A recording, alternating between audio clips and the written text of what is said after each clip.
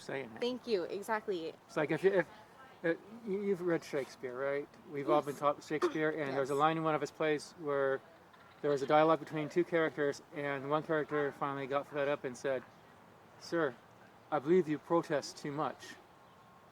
Yeah, exactly. You know, but that's where I was going with it. Also, it's like you don't have to keep saying that you're positive for it to be positive. You just need to be. You know what I mean? You just need to, yeah. Like a lion never has to roar to say that they're a lion, right?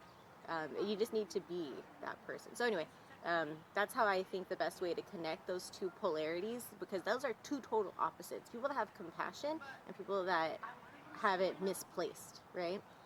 And so we need to find a way to bring everybody together, whether it's through, and you know what would be a great way to do that is by having more town halls hosted by the city.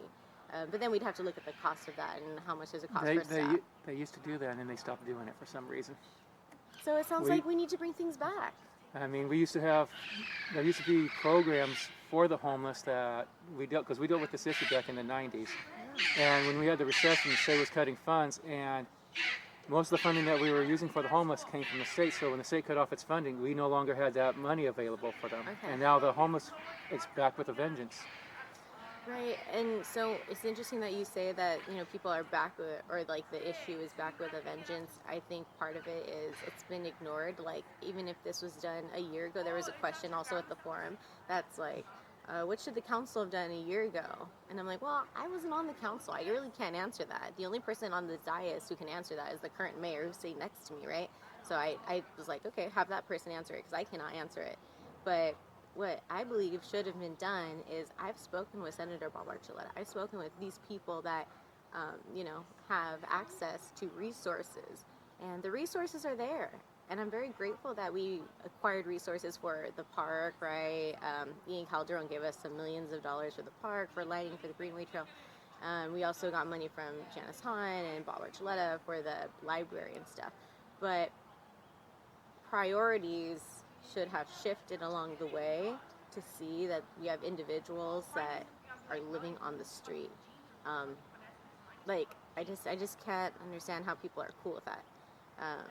I don't know. There are a lot of interesting ideas that other cities have done, specifically regarding people that are quote-unquote service resistant. I don't like that word because it sounds like you're forcing services on people, which is kind of... To me, it sounds like you're looking down on them as if they're somehow inferior. Right. To the person that's saying that about them. It's dehumanizing. It's dehumanizing. So it's like, if people don't want to live, if people would rather live like in a park, I mean, these are very outrageous. I mean, not outrageous. They're just very different ideas. Like the city of San Clemente has put all of the individuals that do not want services in a city parking lot that is monitored by the city. I'm like, huh, interesting. My dad was at city council a few weeks ago, or no, it was the Chamber of Commerce forum. I'm not sure if you went to that. I was working. I have 2 jobs, but okay. Right now I'm off work because one of them, they had the client decided to go with another contractor. So. Oh, okay. Is that what you do? Are you a contractor? No, I do security. Oh, okay, very cool. Yeah. Oh, interesting. I'm just waiting for my next post. Oh, okay, cool. Well, I don't want to. I'm such an interesting interviewer. I like to talk to people. So I have to end this section. So this is going to be the end of part 1 of the interview. Cool. Stay tuned for part 2. Is there like a time limit or?